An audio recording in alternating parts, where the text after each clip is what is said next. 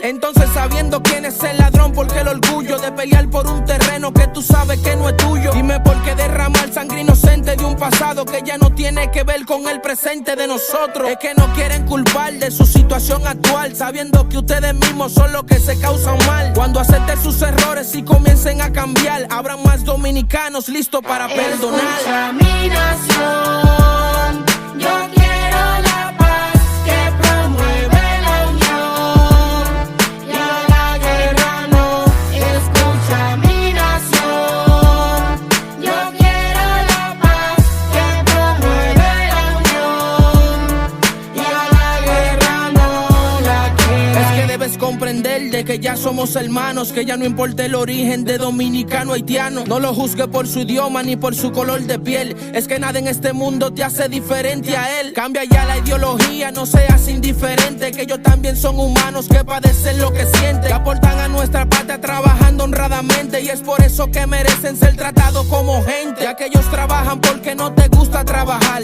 y prefieres delinquir para así justificar. Como ellos cobran menos y a ti no te quieren dar la cantidad que le exigen, no te quieren emplear. Sácate esa empleomanía que tienes en la cabeza, que por eso día a día hay más haitianos en cada empresa. Y el